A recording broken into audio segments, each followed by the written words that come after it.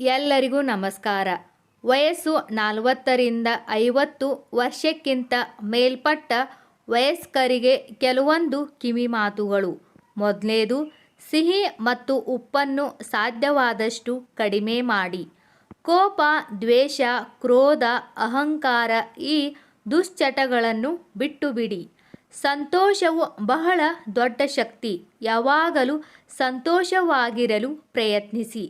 ಹೊಟ್ಟೆಯಲ್ಲಿ ಯಾವಾಗಲೂ ನೀರು ಇರುವಂತೆ ನೋಡಿಕೊಳ್ಳಿ. ಮೂತ್ರ ವಿಸರ್ಜನೆಯ ನಂತರ ಅರ್ಧ ಲೋಟ ನೀರು ಕುಡಿಯಲು ಮರೆಯದಿರಿ. ದೇವರಲ್ಲಿ ನಿಮ್ಮ ನಂಬಿಕೆಗಳನ್ನು ಹೆಚ್ಚಿಸಿಕೊಳ್ಳಿ. ಬೇಗ ಮಲಗಿ ಬೇಗ ಏಳಿ. ಹಗಲು ನಿದ್ದೆ ಮಾಡಬಾರದು, ರಾತ್ರಿ ನಿದ್ದೆ ಕೆಡಬಾರದು. ಕಾಯಿಸಿ ಆರಿಸಿದ ನೀರನ್ನು ಕುಡಿಯಬೇಕು. ಸಾತ್ವಿಕ ಸಸ್ಯಾಹಾರವೇ ಸರ್ವಶ್ರೇಷ್ಠವಾದುದಾಗಿದೆ. ಆಹಾರದಂತೆ ವಿಚಾರ, ಆಚರಣೆ ಸಾಧ್ಯ. ಆಹಾರವನ್ನು ಚೆನ್ನಾಗಿ ನೀರಾಗುವಂತೆ ನುರಿಸಿ ನುಂಗಬೇಕು. ಬಲಭುಜ ಮೇಲೆ ಮಾಡಿ ಮುಖ ತೆರೆದುಕೊಂಡು ಮಲಗಬೇಕು. ಮೂಗಿನಿಂದಲೇ ಉಸಿರಾಡಬೇಕು. ಶವಾಸನ ಸ್ಥಿತಿಯಲ್ಲಿ ಇದ್ದುಕೊಂಡೇ ನಿದ್ರೆ ಹೋಗಬಹುದು. ಸ್ನಾನ ಮಾಡುವಾಗ ಕೈ, ಕಾಲು, ತೋಳು, ತೊಡೆ, ಕಿಬ್ಬೊಟ್ಟೆ ಚೆನ್ನಾಗಿ ಹಸ್ತದಿಂದ ತಿಕ್ಕಬೇಕು. ದೇಹದ ಪೋಷಣೆ, ಬೆಳವಣಿಗೆಗೆ ಆಹಾರ ಅವಶ್ಯವಾದಷ್ಟೇ ಚೈತನ್ಯ ಸ್ಫೂರ್ತಿಗೆ ಸೂರ್ಯ ನಮಸ್ಕಾರ ಅವಶ್ಯವಾಗಿದೆ. ಶರೀರ ಸ್ವಚ್ಛತೆ, ಕಾಂತಿ ಮತ್ತು ಆರೋಗ್ಯಕ್ಕೆ ಕಡಲೆ ಹಿಟ್ಟು, ಸೀಗೆಕಾಯಿ ಪುಡಿ ಸ್ನಾನದಲ್ಲಿ ಉಪಯೋಗಿಸಬೇಕು. ವಾರಕ್ಕೊಮ್ಮೆ ಅಭ್ಯಂಗ ಸ್ನಾನ ಮಾಡುವುದು ಒಳ್ಳೆಯದು.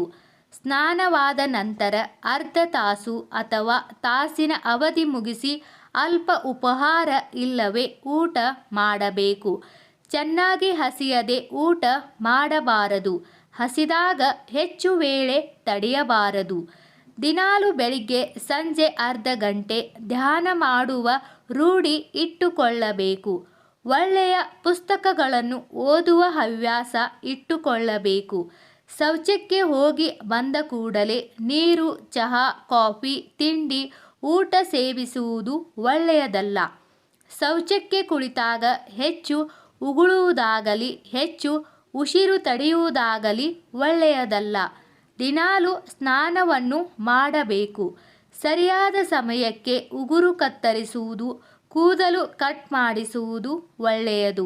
ಯಾವಾಗಲೂ ಸಕಾರಾತ್ಮಕವಾಗಿ ಮನೋಭಾವವನ್ನು ಇಟ್ಟುಕೊಳ್ಳಿ.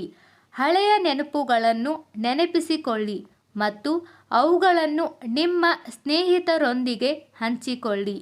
ನಿಯಮಿತವಾಗಿ ಆರೋಗ್ಯ ತಪಾಸಣೆ ಮಾಡಿಸಿ ಮತ್ತು ವೈದ್ಯರ ಸಲಹೆಯನ್ನು ಅನುಸರಿಸಿ. ಬೆಂಬಲವಿಲ್ಲದೆ ಮೆಟ್ಟಿಲುಗಳನ್ನು ಹತ್ತಿ ಇಳಿಯಬೇಡಿ. ಎಸ್ಕಲೇಟರ್ಗಳನ್ನು ಬಳಸಬೇಡಿ. ನಿಮ್ಮ ಆಯ್ಕೆಯ ಪುಸ್ತಕಗಳನ್ನು ಓದುವುದು. ನಿಮ್ಮಲ್ಲಿರುವ ಹವ್ಯಾಸಗಳನ್ನು ಬೆಳೆಸಿಕೊಳ್ಳಿ. ಮೆದುಳನ್ನು ಹರಿತಗೊಳಿಸುವ ಪದಬಂಧ ಸುಡುಕು ಪೂರೈಸುವುದನ್ನು ಮುಂದುವರಿಸಿ. ಮನಸ್ಸಿನ ಶಾಂತಿಗೋಸ್ಕರ ದಿನಾಲು ಹತ್ತಿರದ ದೇವಸ್ಥಾನಕ್ಕೆ ಹೋಗಿ ಬನ್ನಿ. ದಿನಾಲು 15 ನಿಮಿಷ ಆದರೂ ವಾಕಿಂಗ್ ಮಾಡಿ. ಎಣ್ಣೆಯಲ್ಲಿ ಕರಿದ ಪದಾರ್ಥಗಳನ್ನು ಹೆಚ್ಚಾಗಿ ತಿನ್ನಬೇಡಿ. ಬಿಗಿಯಾದ ಬಟ್ಟೆಗಳನ್ನು ಧರಿಸಬೇಡಿ. ಲಭ್ಯವಿದ್ದರೆ ಧ್ಯಾನ ಕೇಂದ್ರಗಳಿಗೆ ಹೋಗಿ ಬನ್ನಿ. ಮಕ್ಕಳು ಬೆಳೆದಿರುತ್ತಾರೆ. ಅವರ ವಿಷಯಗಳಲ್ಲಿ ಅತಿಯಾಗಿ ಮೂಗು ತೋರಿಸದಿರಿ. ಸಲಹೆಗಳನ್ನು ಕೇಳಿದಾಗ ಮಾತ್ರ ನೀಡಿ.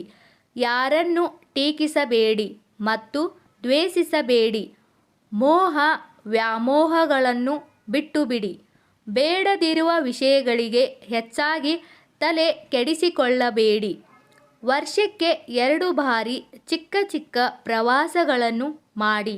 ವಿದೇಶಿ ಪ್ರವಾಸಗಳನ್ನು ಕಡಿಮೆ ಮಾಡಿ. ದಿನಕ್ಕೆ 3 ಬಾರಿಗಿಂತ ಕಾಫಿ, ಚಹಾ ಕುಡಿಯಬೇಡಿ. ಬದುಕಲು ತಿನ್ನಿರಿ, ತಿನ್ನುವುದಕ್ಕಾಗಿಯೇ ಬದುಕದಿರಿ. ಕುರುಕಲು ತಿಂಡಿಗಳನ್ನು ಕಡಿಮೆ ಮಾಡಿ. ಪ್ರೋಟೀನ್ಗಳು ಮತ್ತು ವಿಟಮಿನ್ಗಳು ಹೆಚ್ಚು ಇರುವ ಆಹಾರ ತೆಗೆದುಕೊಳ್ಳಿ. ದಿನವಿಡೀ ಒಂದೇ ಜಾಗದಲ್ಲಿ ಕೂತಿರದೆ ಪ್ರತಿ ಅರ್ಧ ಗಂಟೆಗೆ ಒಮ್ಮೆ ಬದಲಾಯಿಸಿಕೊಳ್ಳಿ. ನಿಮಗೆ ಕೈಲಾದಷ್ಟು ಮನೆ ಕೆಲಸಗಳನ್ನು ಮಾಡಿ. ವ್ಯಾಯಾಮ, ನಡಿಗೆ, ಸೈಕಲಿಂಗ್ ಇವುಗಳಲ್ಲಿ ಒಂದೆರಡನ್ನಾದರೂ ನಿಯಮಿತವಾಗಿ ಮಾಡಿ. ಆದಷ್ಟು ಆಧ್ಯಾತ್ಮಿಕ ಚಿಂತನೆಗಳ ಕಡೆ ಹೆಚ್ಚು ಒಲವು ತೋರಿಸಿ. ಆರೋಗ್ಯದ ಕಡೆ ಹೆಚ್ಚು ಗಮನ ಹರಿಸಿ ಮತ್ತು ನೀವು ಖುಷಿಯಾಗಿರಲು ಏನು ಮಾಡಬೇಕು ಅದನ್ನು ಮಾಡಿ.